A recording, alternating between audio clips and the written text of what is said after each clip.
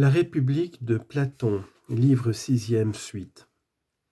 Mon habileté ne m'a servi de rien, avouai-je, quand j'ai voulu précédemment passer sous silence la difficulté de la possession des femmes, la procréation des enfants et l'établissement des chefs, sachant combien la réglementation la plus conforme à la vérité est mal vue et difficile à appliquer. Car maintenant, je ne me trouve pas moins obligé d'en parler. Il est vrai que nous en avons fini avec ce qui regarde les femmes et les enfants. Mais pour ce qui est des chefs, il faut reprendre la question au début. Nous avons dit, si tu t'en souviens, que mis à l'épreuve du plaisir et de la douleur, ils devaient faire paraître leur amour pour la cité et ne jamais se départir de leurs convictions patriotiques au milieu des travaux, des dangers et autres vicissitudes. Il fallait rejeter celui qui se montrerait défaillant et celui qui sortirait de toutes ces épreuves aussi pur que l'or du feu, l'établir chef et le combler de distinction et d'honneur pendant sa vie et après sa mort. Voilà ce que j'ai dit en termes détournés et enveloppés, craignant de provoquer la discussion où nous nous trouvons engagés maintenant. C'est très exact, je m'en souviens. J'hésitais, mon ami, à dire ce que j'avance à présent, mais le parti en est pris, et je déclare que les meilleurs gardiens de la cité doivent être des philosophes. Soit. Observe combien il est probable que tu en aies peu, car les éléments qui doivent, selon nous, composer leur naturel se trouvent rarement rassemblés dans le même être. Le plus souvent, ce naturel est comme déchiré en deux. Comment l'entends-tu ? Ceux qui sont doués de facilité à apprendre, de mémoire, d'intelligence, de sagacité et de toutes les qualités qui s'en suivent, n'ont pas coutume, tu le sais, de joindre naturellement à la fougue et à l'élévation des idées un penchant qui les porte à vivre dans l'ordre avec calme et constance.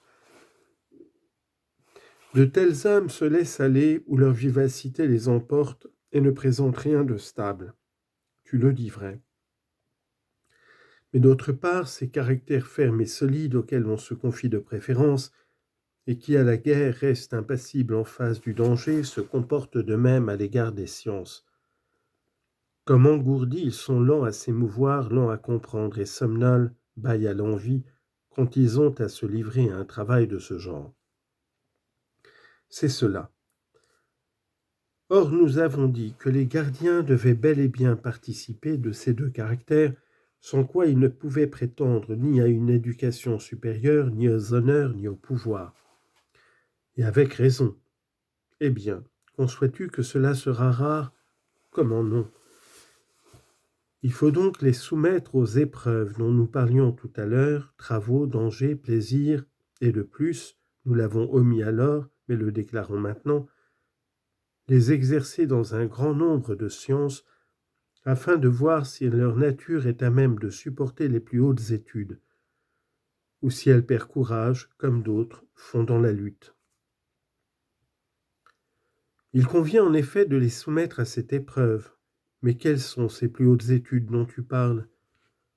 Tu te souviens peut-être, répondis-je, qu'après avoir distingué 3 parties dans l'âme, nous nous sommes servis de cette distinction pour expliquer la nature de la justice, de la tempérance, du courage et de la sagesse.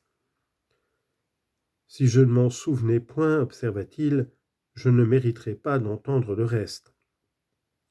Te rappelles-tu aussi ce que nous avons dit auparavant ? Quoi donc ? Nous avons dit que pour arriver à la connaissance la plus parfaite de ces vertus, il y avait une autre route plus longue, et qu'à celui qui l'aurait parcourue, elle serait clairement révélée, mais qu'il était possible aussi de rattacher la démonstration à ce qui avait été dit précédemment. Vous avez prétendu que cela suffisait, et de la sorte, la démonstration qui fut faite manqua à mon sens d'exactitude. Si vous en êtes satisfait, c'est à vous de le dire. Mais il me semble que tu nous as fait juste mesure, et c'est aussi l'opinion des autres. Mais, mon ami, repris-je en de semblables sujets, toute mesure qui s'écarte tant soit peu de la réalité n'est pas une juste mesure. Car rien d'imparfait n'est la juste mesure de rien. Pourtant, On trouve quelquefois des personnes qui s'imaginent que cela suffit et qu'il n'est nul besoin de pousser les recherches plus loin. Oui, dit-il, c'est le sentiment que la paresse inspire à beaucoup de gens.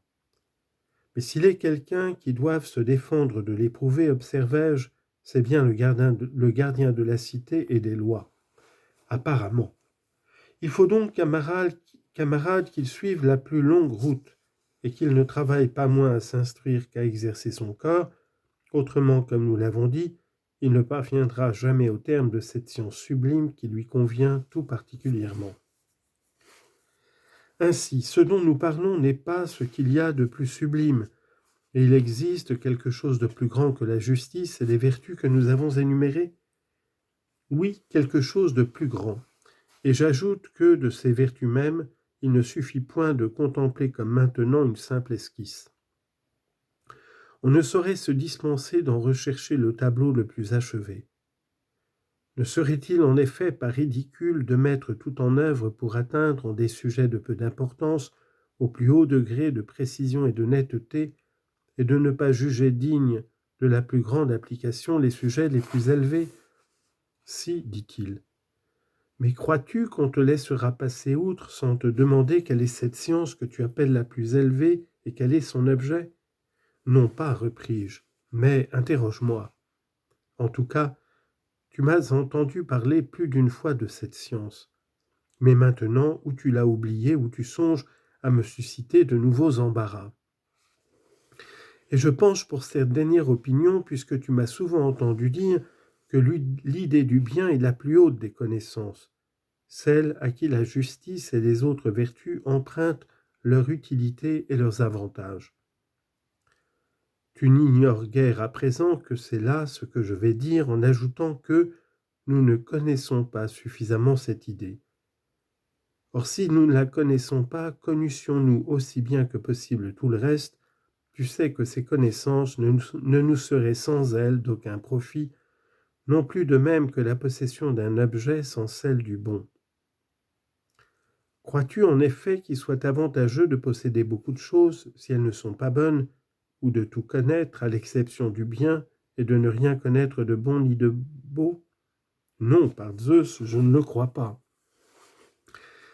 Et certes, tu sais également que la plupart des hommes font consister le bien dans le plaisir, et les plus raffinés dans l'intelligence.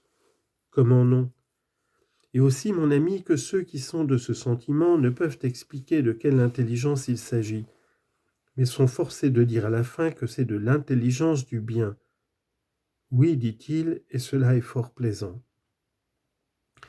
Et comment ne serait-il pas plaisant de leur part de nous reprocher notre ignorance à l'égard du bien et de nous en parler ensuite comme si nous le connaissions? Ils disent que c'est l'intelligence du bien, comme si nous devions les comprendre dès qu'ils auront prononcé ce nom de bien. C'est très vrai. Mais que dire de ceux qui définissent le bien par le plaisir? Sont-ils dans une moindre erreur que les autres, et ne sont-ils pas forcés de convenir qu'il y a des plaisirs mauvais? Si fait. Il leur arrive donc, je pense, de convenir que les mêmes choses sont bonnes et mauvaises, n'est-ce pas? Sans doute. Ainsi, il est évident que le sujet comporte de graves et nombreuses difficultés. Comment le nier? Mais quoi? N'est-il pas aussi évident que la plupart des gens optent pour ce qui paraît juste et beau, et même si cela ne l'est pas, veulent cependant le faire, le posséder ou en tirer réputation, tandis que nul ne se contente de ce qui paraît bon, qu'on recherche ce qu'il est réellement, et que chacun en ce domaine méprise l'apparence? Certes, dit-il. Or ce bien que toute âme poursuit et en vue duquel elle fait tout, dont elle soupçonne l'existence sans pouvoir, dans sa perplexité, saisir suffisamment ce qu'il est et y croire de cette foi solide qu'elle a en d'autres choses, ce qui la prive des avantages qu'elle pourrait tirer de ces dernières, ce bien si grand et si précieux, dirons-nous qu'il doit rester couvert de ténèbres pour les meilleurs de la cité, ceux à qui nous confierons tout? Assurément, non, répondit-il. Je pense donc que les choses justes et belles posséderont un gardien de peu de valeur, en celui qui ignorera par où elles sont bonnes. Je prédis même que personne ne les connaîtra bien avant de le savoir. Ta prédiction est fondée. Eh bien, aurons-nous un gouvernement parfaitement ordonné s'il a pour chef un gardien qui connaisse ces choses? Nécessairement, dit-il. Mais toi, Socrate, fais-tu consister le bien dans la science, dans le plaisir ou dans quelque autre chose? Ah, te voilà bien, m'écriai-je. Il était clair depuis longtemps que tu ne t'en tiendrais pas à l'opinion des autres là-dessus. C'est qu'il ne me semble pas juste, Socrate, que tu exposes les opinions des autres et non les tiennes, alors que tu t'es occupé si longtemps de ces questions. Quoi donc, demandai-je, te paraît-il juste qu'un homme parle de ce qu'il ignore comme s'il le savait? Non pas comme s'il le savait, mais il peut proposer à titre de conjecture ce qu'il pense. Mais quoi? N'as-tu pas remarqué à quel point les opinions qui ne reposent pas sur la science sont misérables? Les meilleures d'entre elles sont aveugles, car vois-tu quelque différence entre des aveugles marchant droit sur une route et ceux qui atteignent par l'opinion une vérité dont ils n'ont pas l'intelligence? Aucune, avoua-t-il. Préfères-tu donc regarder des choses laides, aveugles et difformes quand il t'est permis d'en entendre d'autre part de claires et de belles? Par Zeus, Socrate, dit alors Glaucon, ne t'arrête pas comme si tu étais déjà arrivé au terme. Nous serons satisfaits si tu nous expliques la nature du bien, comme tu as expliqué celle de la justice, de la tempérance et des autres vertus. Et moi aussi, camarade, j'en serai pleinement satisfait. Mais je crains d'en être incapable, et si j'ai le courage de le tenter, d'être payé de rire pour ma maladresse. Mais, bienheureux ami, de ce que peut être le bien en soi, ne nous occupons pas pour le moment, car l'atteindre en ce moment tel qu'il m'apparaît dépasse à mon sens la portée de notre effort présent. Toutefois, je consens à vous entretenir de ce qui me paraît être la production du bien et lui ressemble le plus, si cela vous est agréable. Sinon, laissons là le sujet. Parle toujours du Fils, dit-il. Une autre fois, tu t'acquitteras en nous parlant du Père.